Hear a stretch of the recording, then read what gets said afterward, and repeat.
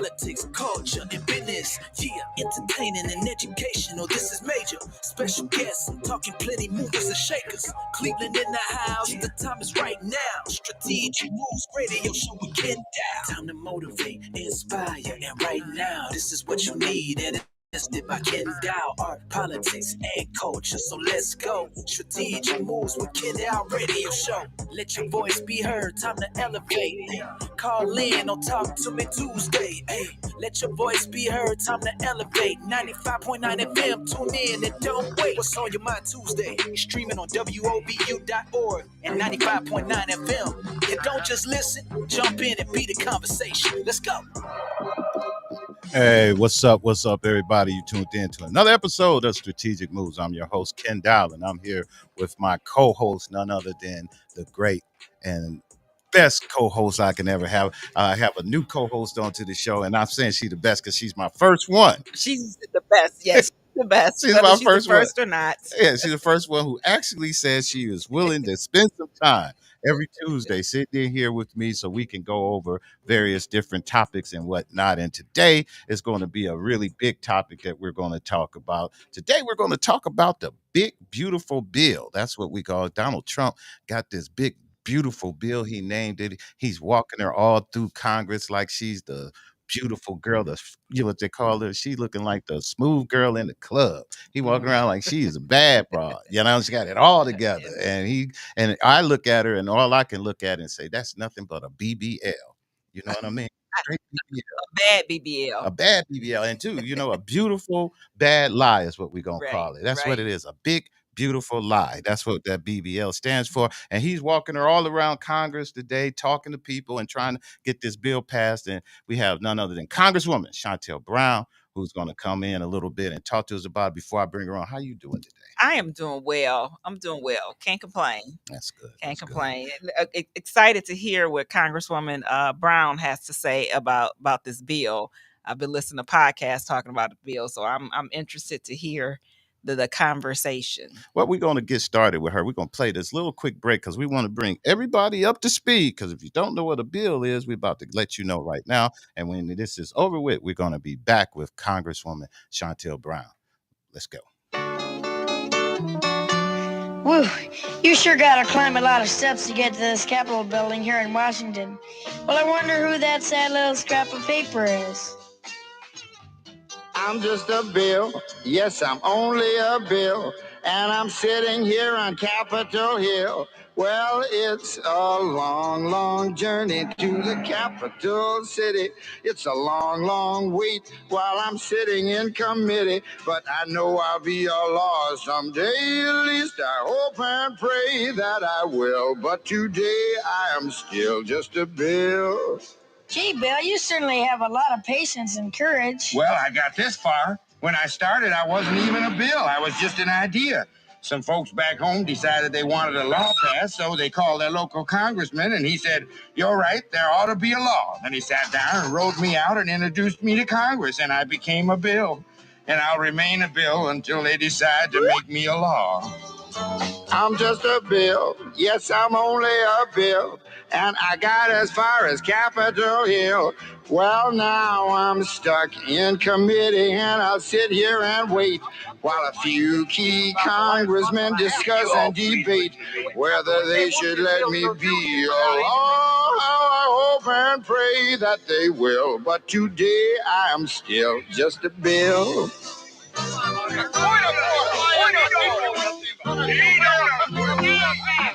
Listen to those congressmen arguing. Is all that discussion and debate about you? Yeah, I'm one of the lucky ones. Most bills never even get this far. I hope they decide to report on me favorably, otherwise I may die. Die? Yeah, die in committee.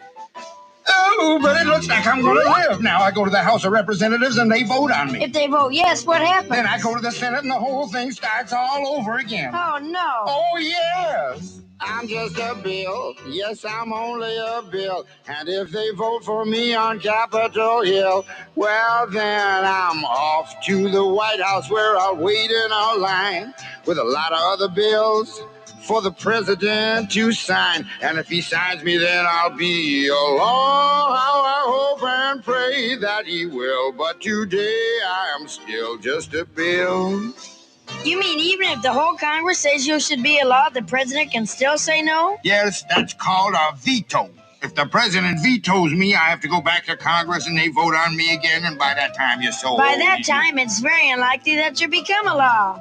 It's not easy to become a law, is it? No, but how I hope and pray that I will. But today I am still just a bill. He signed your bill. Now you're a law. Oh, yes. Hey, that is how a bill becomes a law. And there's a lot of other little things in between that then changed since that song then came out, and it made it a little bit more difficult or maybe a little more easier to get it done. And so who's going to help us get through some of that is none other than Congresswoman Shontel Brown. Everybody, let's welcome her to our program. Congresswoman, how you doing today? What's up? What's up? It was so exciting to hear the Schoolhouse Rock song. So that was fun. So thank you for that. Thank you for that refresher.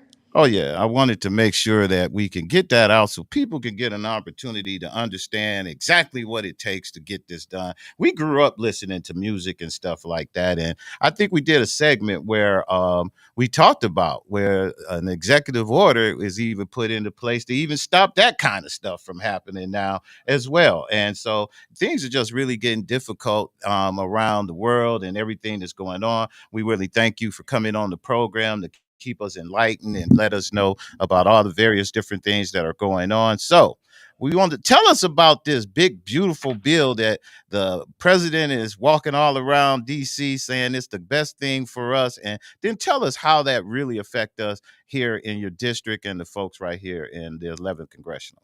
Well, thanks for having me, Ken. This bill is anything but beautiful.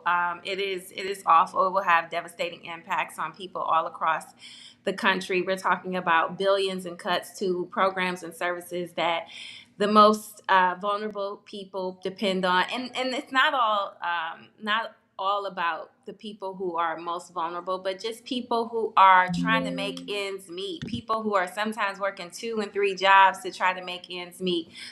Let's take SNAP, for example. They're looking at cutting $300 billion from SNAP. And so in my district alone, 1 in 5 households, 20% of the households in the 11th congressional district are SNAP eligible. So when you talk about cutting that type of funding to our community, it would have devastating impacts. You look at Ohio on a large scale, they're talking about taking $880 billion away from Medicaid. That would end the coverage for about 400,000 people in Ohio. 253,000 that depend on Medicaid, and about 150,000 that use the Affordable Care Act. So when we hear these names, they're very clever because they name them things that sound appealing, that sound catchy.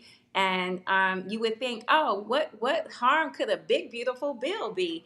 But I can assure you that after very grueling, long hearings that the bill talked about on the Schoolhouse Rock, we went through this thing with a fine-tooth comb, and we elevated the facts that this bill would do harm to people, and that is what's most concerning. So it's nothing beautiful about it unless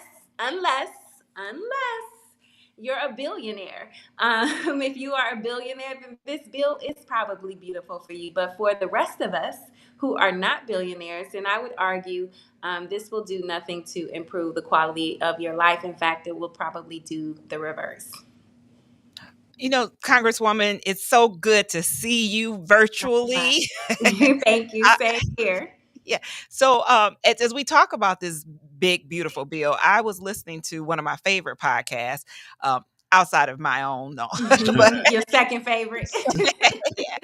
And just talking about the language of the bill, and I think that's one thing when we think about it within the community, is how do we get the language and people within the community to understand this is not big and beautiful for us. It may be big and beautiful, as you said, for the billionaires. So how do we change this message and get it out? I'm even thinking about the stats that you ran down for this morning. How do we get that message to be delivered so that the people who want it affects, but the people who, and I say this, the people who are in the middle class in the suburbs, who may not be in the city of Cleveland, but it still affects them. It affects the people we love. How do we get this message to change and get it out? Well, I appreciate that question, and so the thing that I would encourage folks to remember is that we're all interconnected. You might not be on SNAP, you might not be on Medicaid or Medicare, but you might know someone who is. And the fact of the matter is, if those services are cut, let's just focus on Medicaid. If those services are cut and people no longer have insurance, then they're going to go back to a last resort of depending on the emergency room for care, right?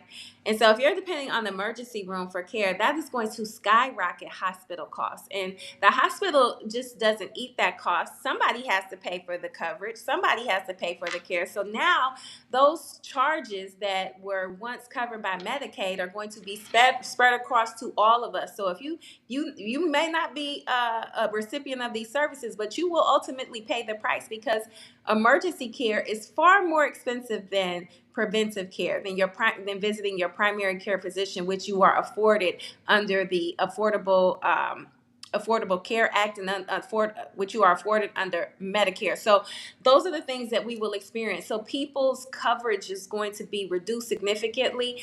We will not be able to take advantage of preventive health care. So we know that old expression, an ounce of prevention is worth a pound of cure, right? Well, it seems like our Republican colleagues don't quite understand that and are willing to take away the preventive steps that ultimately make life better for everyone. Another example, SNAP. For every dollar that is spent on SNAP, it generates $1.50 back into the economy. So if you take that money away, to the tune of $300 billion is what they're currently proposing, then we lose $450 billion in the economy. That's the grocers, that's the food truck providers. Those are the entire supply food chain. So from the farm gate to the food plate, everybody in between is going to be harmed by these SNAP cuts. So we got to make sure that people understand that this might not be an immediate impact. It might not directly impact you right away, but it will impact your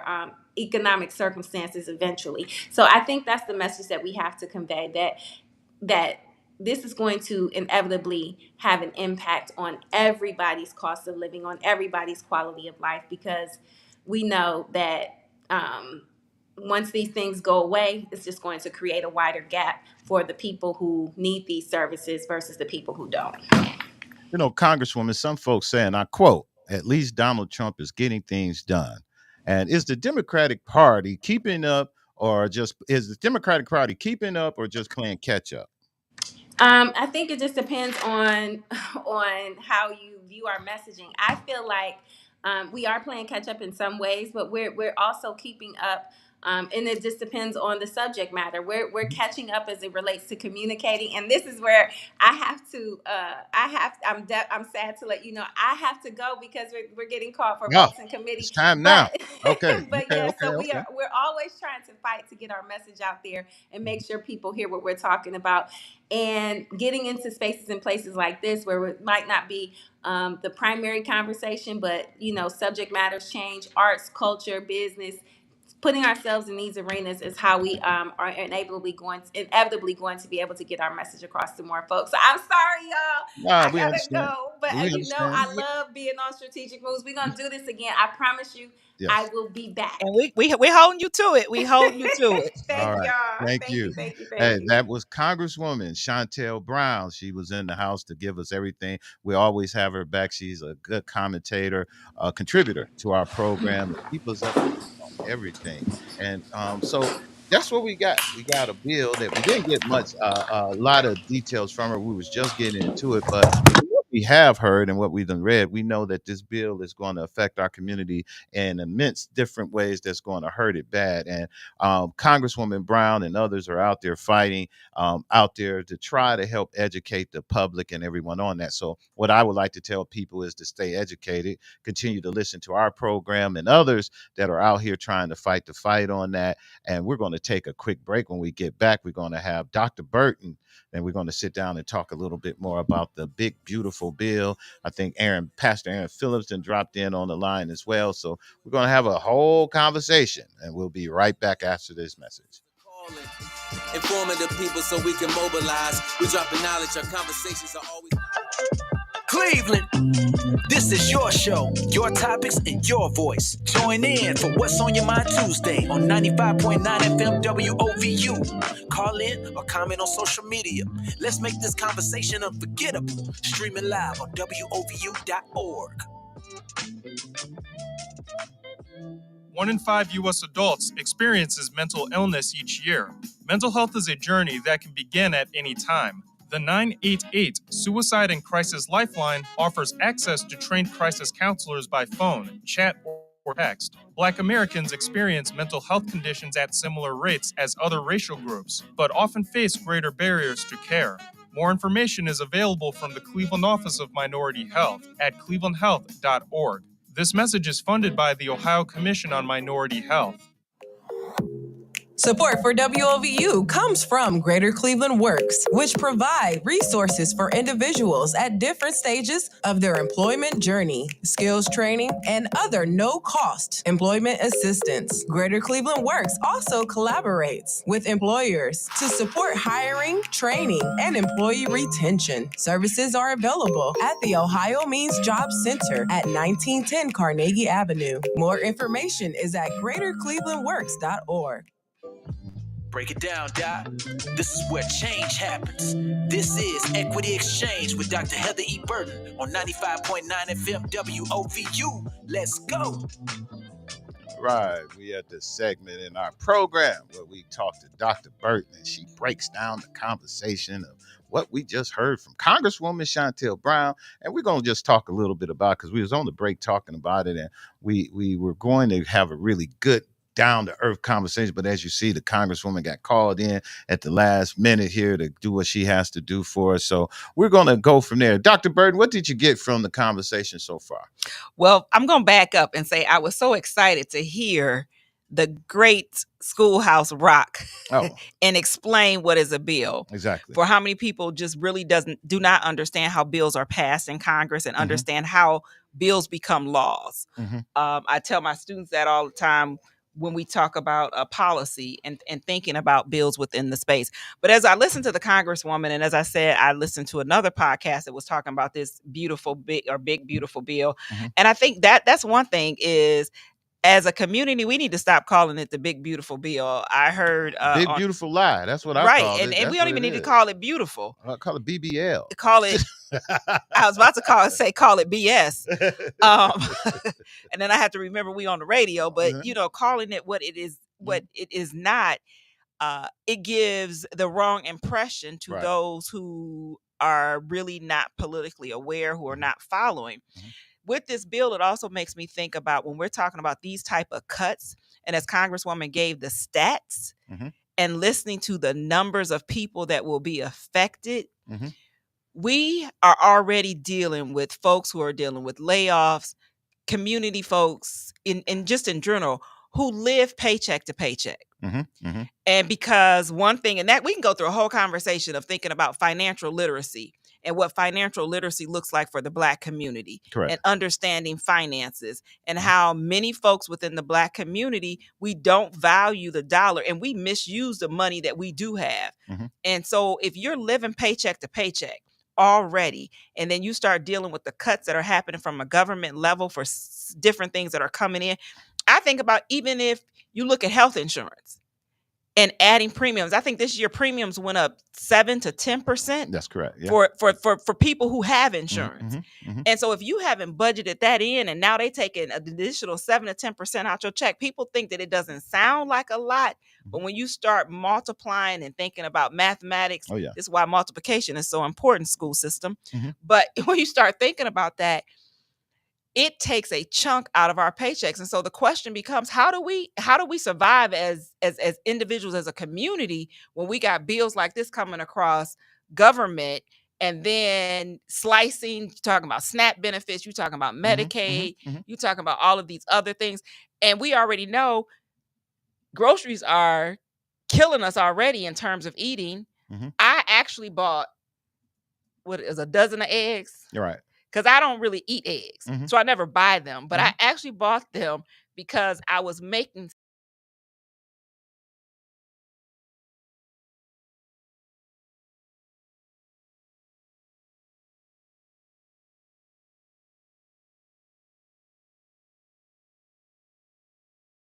Oh, everything's high. Everything is high. And so if we start cutting supplemental. Okay, I'm going to stop, Ken, because I can go down. Oh, no, I'm listening because I was standing in line. And you know how they have like the candy bars and all of that stuff, right? So to get your little impulse when you're walking through.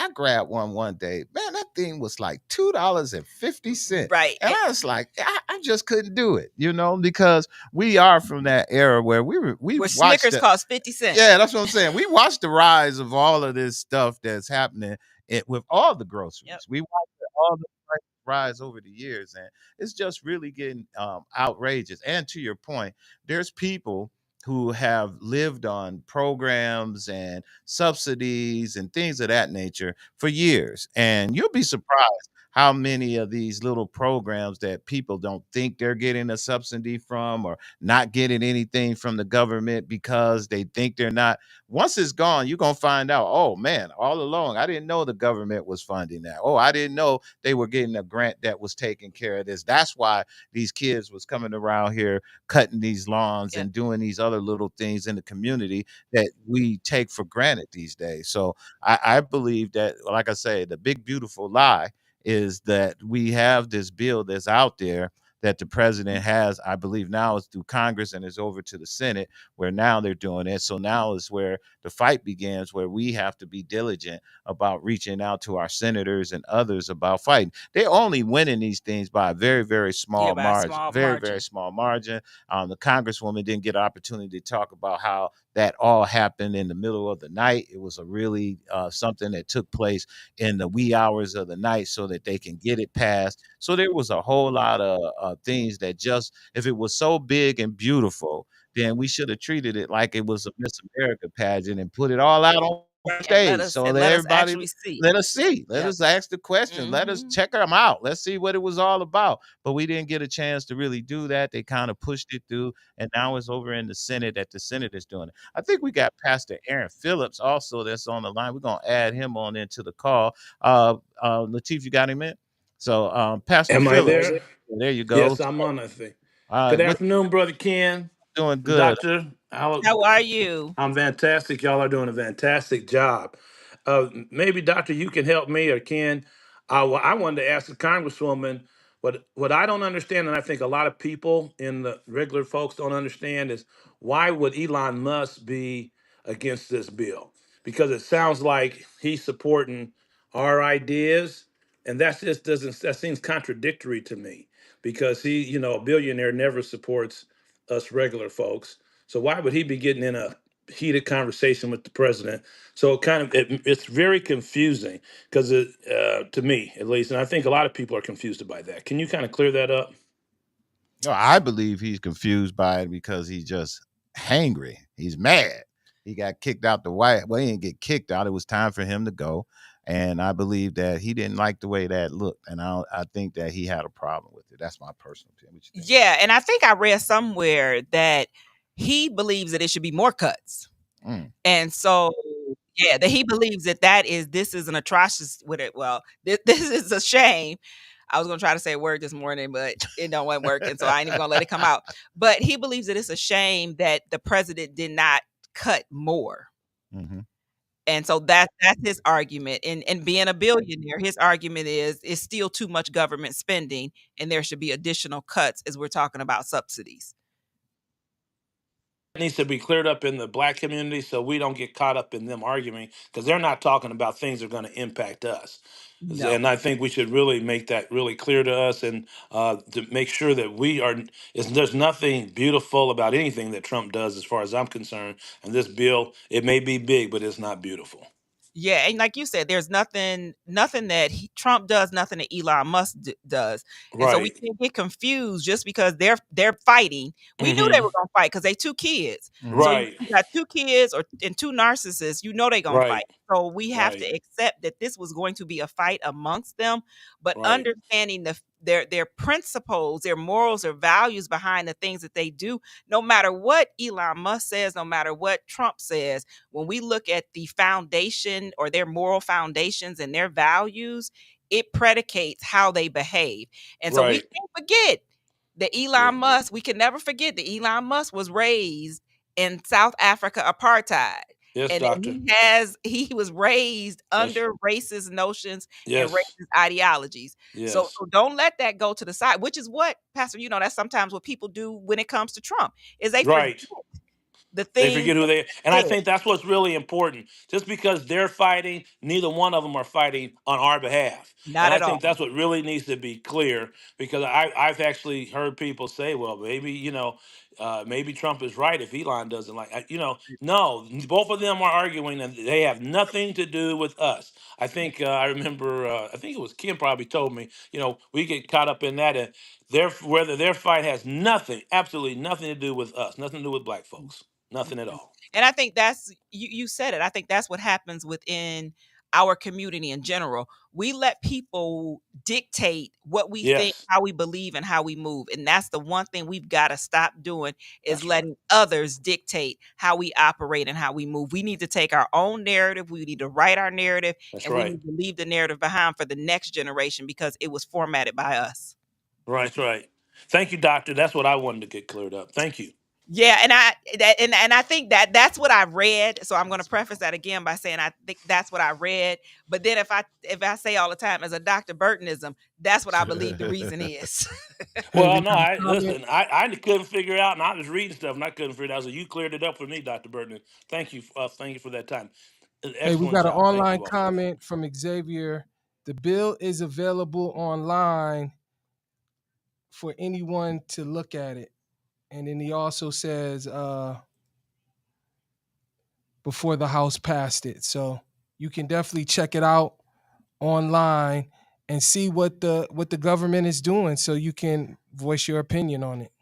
Yeah, and I love, thanks for reading that. Thanks for reading that when we talk about what's available online. But I think this is one of the things that we have to also help within the community, Ken, is that often bills remind me of the Bible, of people being afraid to even look at the bill or the Bible because if I don't understand it, then I'm not going to read it. And so it can be available online, but when you're talking about the language in a bill and a government document, Right. you will run from it when you don't understand it. And so this is why I asked the Congresswoman about how do we create a narrative and access and information to help people really understand within it. We run from non-understanding. And so if we don't understand something, we're not going to pick it up and read it. Well, it's 550 pages also. So people, Out there online doesn't mean people are going to understand. well, And that's you why got to read you it. It's all's broadcast is 550 so pages. important to be able to help us understand these things that we're reading and seeing. Thank you so much Listen, for saying again, it's 550 pages. I'm not going to read 550 All right, pages. y'all keep saying whatever y'all want to keep giving all these excuses. It's Right. 550 Say it, pages. Ken. And we don't even take a minute to look at half of the stuff that we scroll through online. So we ain't nowhere in the world. Now, the That's only right. way that we can possibly get That's through those right. 550 pages, we might need maybe Morgan Freeman to do it on a podcast. I don't even think that's gonna work. audio book. Ken. I don't even know if that's gonna work. Maybe Morgan Freeman, maybe. I don't Morgan know. Freeman could get on there and he could talk about the bill in really good words, and maybe people will find it interesting. Well, you Leave know, Morgan Freeman alone, Ken. right. I remember reading something that talked about the attention span of adults. Mm. And like the attention span of adults is 20 seconds. Right. And so if we can't get Right. an attention span beyond Right. 20 seconds, Right. nobody's reading 500 pages. Maybe. And I'm Right. guilty. I'm guilty. Right. Right. I know Right. I can know I'm not gonna sit up there. When I look at the 550 pages, I get discouraged walking away Yeah. from it right then, you know. Right. So And that's what it's I really mean hard. about trying to figure out how do we give this narrative and how do we tell the Yes. story to folks, because if we not reading it, we don't want to read 500 pages. Correct. I can imagine many folks are not trying to read 500 pages. That's right. And then when you That's talk right. about the language, as I said, in a bill, who's really understanding? I was reading Mhm. Plessy versus Ferguson the other day, Mm. and reading the arguments, the dissent, and the opinion, or the majority opinion and the dissent for Plessy versus Ferguson, as well as Brown versus Board of Education. And as I was reading that, I realized how much I really don't know. Because it started taking me down an additional rabbit hole. Right. But I say that to say, in sitting down, I had to sit in complete silence, Mhm. no one around me, reading word by word so that Right. I could grasp what Mhm. exactly it was saying. And so when we think about that, and we think about bills and that sort of thing, we got to think about what the majority of people are reading, what the majority of people are understanding, and writing from that. Because I remember being in journalism school, Mhm. is that you're taught to write at an 8th grade level. Right. And so if you taught to write at an 8th grade level, Ken, Mhm. Mhm. think about what the average comprehension is of folks reading. Oh, and it's get even worse when you Yeah. get into the inner city and other places. That's right. So that's why, that's why it's very important that you have to believe in your elected officials or Yep. the people that you put there who's supposed to do it. And this is a typical case of where you should be able to draw your line in the sand. All right. So if I was one of these elected officials That's right. or somebody that was there, this is a typical case right here, where that the people in your district and everyone else, where you have to really look at it and figure out, are you really representing them, or are you representing the ideology of someone else? Yeah. And I think that that's where, when you the big beautiful bill, the big We got to come up big with a different beautiful lie. acronym. That's the big beautiful lie. I like the big beautiful lie. When it comes in, we done seen these before. This ain't nothing new. We done Right. dealt with people who've been fake people in our lives before. Those are the people we deal with every day. We done been in relationships with people that we know are fake. We done been in lover relationships and all kinds with fake people. There's people who walk around every day you look at, and they got everything fake, from the hair down to everything. And there's guys the women done met who say they one thing and they pull up in a nice car and all of that, and all they doing is barely making their car note. Yes. They fake people too. So it's fake. It's fake people out here. And so when we see the big beautiful bill, like I say, he trumps it around like it's the beautiful girl in the club, but it's fake. Everything on her is fake, from the BBL on down. And that's what people need to just look at it and be like, this is a fake bill. And everything about it is fake. It ain't nothing in there that's real. The only thing that's real about a fake person and that's fake about this bill is the damage that it does is real. Yep. The Right. damage that person do in your Yes, life sir. when you bring them in your Mhm. life, the damage that they put on you when they leave. And that's the same thing with this bill. What's going to be real about this bill is the damage that it's going to leave on the community and everyone Yes. else that has to deal with it, Yes, sir. as we go through trying to find out, is it real or is it fake? We know when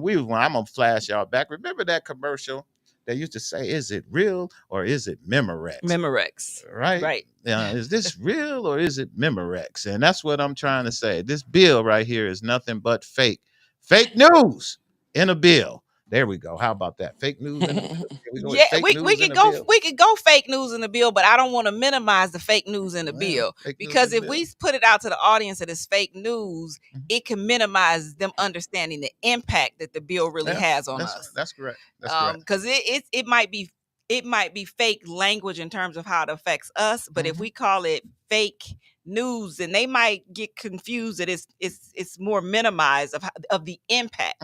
And so really Right. being careful of what the impact of this bill will do on the community. And I think Well, that's the important thing to I agree with that. And now, Dr. Burton, what do you think? If you could name like three things, so I want to ask the Congresswoman that directly, if this bill directly will impact the Black community in which we all serve. Can you highlight some of those things that we can really be able to digest and be able to say that we can do something about and stand up against? Well, so I'm going on what the Congresswoman outlined in terms of some of the things that will impact, and two of the things, SNAP and Medicaid. And so if we don't remember anything else, and if you start asking people, you'll realize how many folks are on SNAP or use SNAP assistance or use Medicaid. I would also assume that it probably impacts anything that falls under Social Security insurance. And so anything, I would assume, I'm going to say that's an assumption, but when we think about what services are provided, is that when we think about this particular bill, it's cutting anything that will provide additional services, because it takes us to that mindset of the have and have nots, the Yes. deserving and undeserving. And so when you think about a lot of the philosophical thoughts behind the Republican Party, it's the whole idea of who deserves and who doesn't deserve. And so they still go with that whole mindset of pulling yourself up by your bootstraps. And so Yeah. anything service wise, it would impact. So when you start thinking about what happens with SNAP assistance, Mm-hmm. that if people are losing their SNAP assistance, then how are they actually providing and getting groceries and Right. getting the things that they need? When we talk about Medicare, then we're talking about healthcare. And so what happens when you have services that are impacting healthcare? Then you have not only you're not getting preventive services, now you're going and you probably, because you're not getting preventative services, then you're ending up with more illnesses that are now going to impact. So your increased death rate, increased Mm-hmm. complications from health issues. And Mm-hmm. we already know the health access Right. problem and health services within the Black community. So with all of that, we have that level of increase.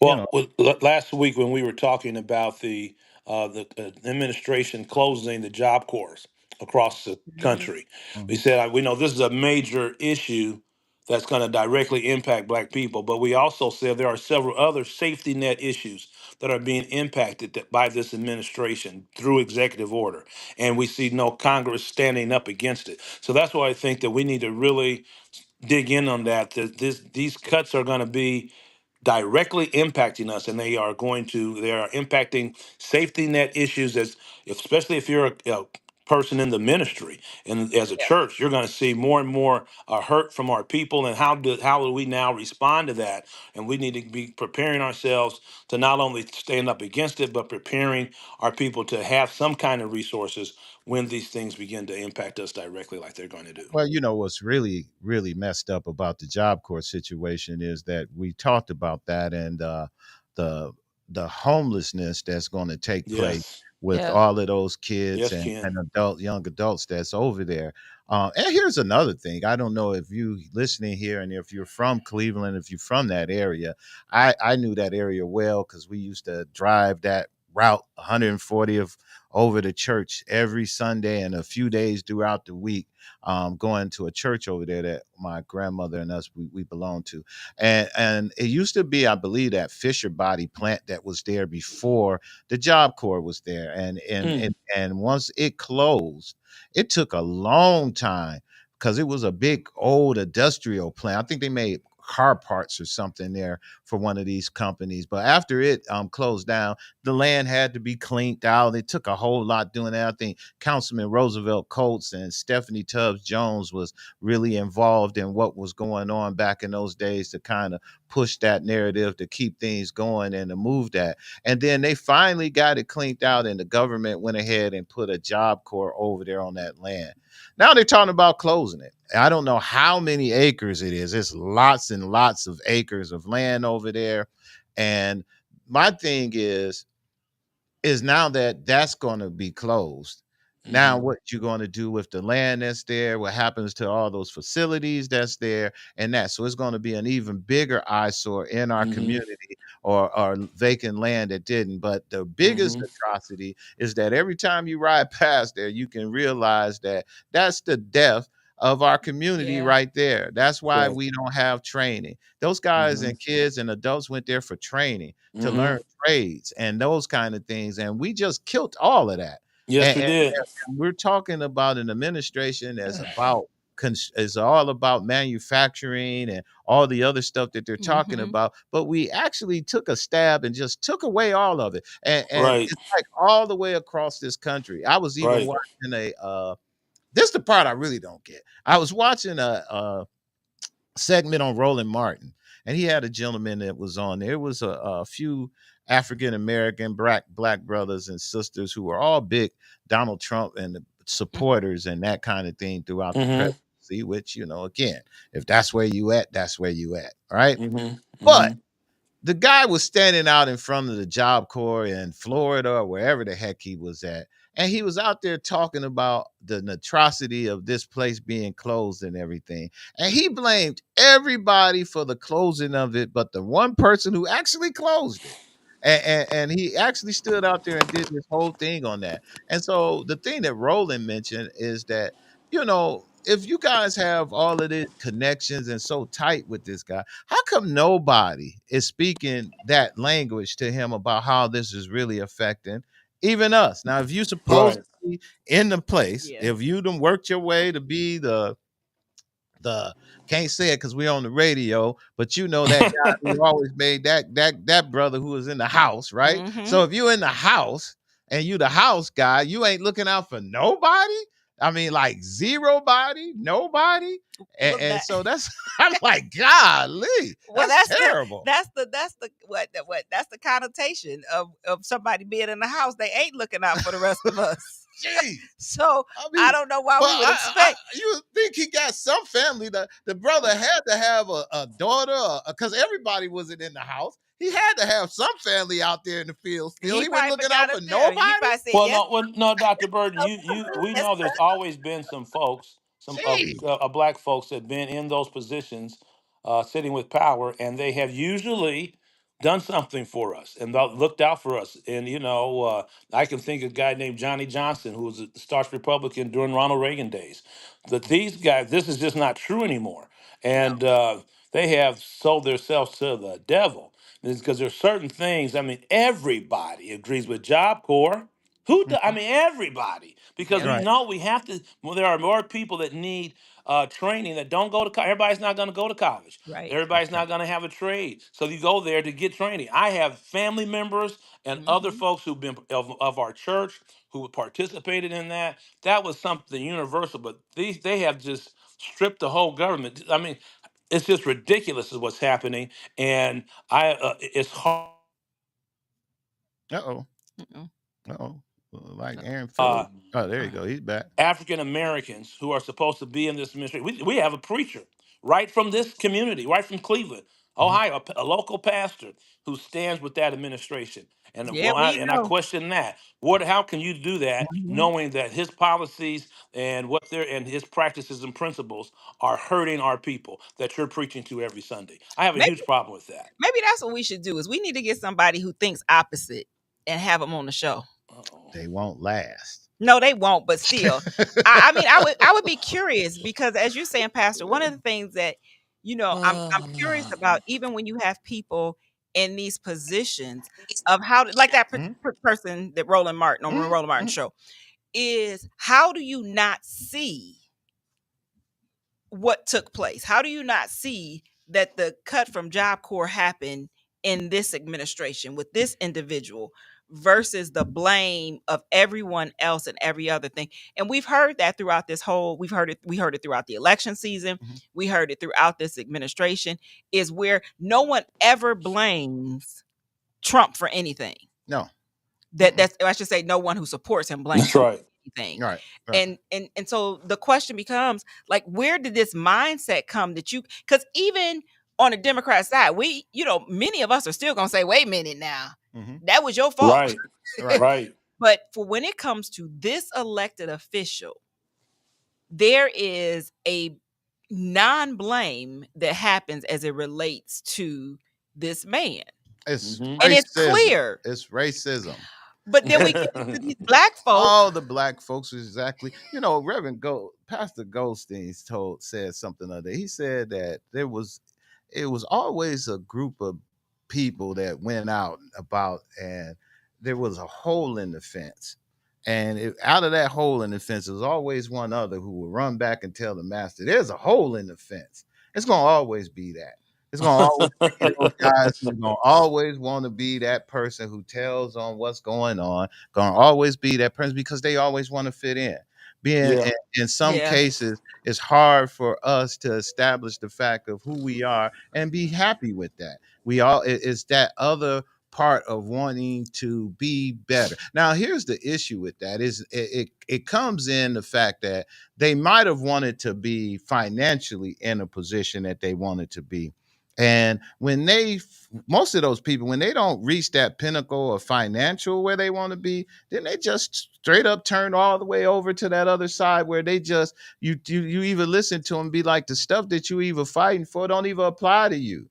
You know, you want the tax breaks because one day you want to be rich. But right now, brother, you ain't rich. So why are you fighting for something that ain't even happening? Because it's the idea in your mind that's right. What you want to be. So it's an ideology that these people are falling for that makes them want to be involved in that. I want to do a quick shout out because we're talking about that and people. This is a great intro for my brother who's coming into town to set us all straight. Tell us who's coming, Ken? On Thursday, we got a brother coming into town, gonna set y'all all straight. I'm gonna say it like he said again. On Thursday, we got a brother who's coming into town to set it all straight, and that's Dr. Umar Johnson. Dr. Ife Ande Tunde is coming into town, and he's coming in, and he's going to be here on Thursday out at the Uptown Grill out in Uptown Sports Lounge out in Bedford Heights, Ohio. We're going to start at 6:00. Now, this is very important.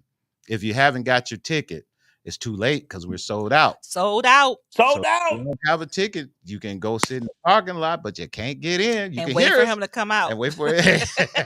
And you can listen because it's going to be out on the patio. But let me tell you, if you don't have a ticket, you won't be able to get in. So make sure you're there on time. Doors going to open at 5. We're starting at 6 on time. Dr. Umar Johnson in town. If you haven't got your ticket, please listen out for it. We're going to be getting that up to everybody pretty soon. I want to thank everybody for listening to Strategic Moves with Kenn Dowell and Dr. Heather Burton. Again, thank you for always coming on. We're getting some good things going here. And you got anything you want to say before you hang up? We got to get out of here. No? Yes? No? Nope. That's it. Trey said we got to go, man. So it's time for we just got a break time. We got a break. We got to take a break. I thought I was mature. I'm about to wind this up. Trey said we need to take a break. Let's take a break. I'll be right back. Hold on, we got to take a break. The beautifully bogus bill. That's BBB. We talk about that when we get back. Take that break, Ken. Beautiful in it. And he riding with the people of all walks of life, cause we all can vote. So when we all get ready, Cleveland. It's your turn to speak up. Call in and tell us what's on your mind. Join the Strategic Moves with Kenn Dowell radio show on 95.9 FM WOVU or stream live at WOVU.org. Let's make your voice count. Let's go.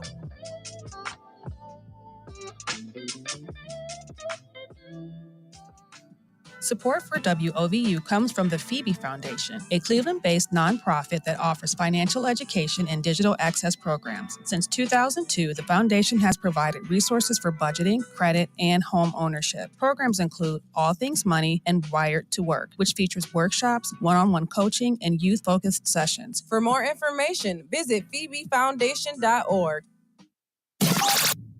Come on, y'all. We got some big news, Cleveland. Your favorite community radio station, WOVU 95.9 FM, is now on iHeart. It's time to challenge, empower, and reshape the future. You're listening to the Strategic Moves with Kenn Dowell radio show. From knowledge to action, from action to justice. It's time to challenge, empower, and reshape the future. Dr. Heather E. Burton is here. with you. Search WOVU 95.9 FM on your iHeartRadio app because our voices matter 24/7. And so does the mission. WOVU 95.9 FM. You're listening to the Strategic Moves with Kenn Dowell Radio Show. From knowledge to action, from action to justice. It's time to challenge, empower, and reshape the future. Dr. Heather E. Burton is here to drop the truth, ignite the conversation, and keep the movement alive.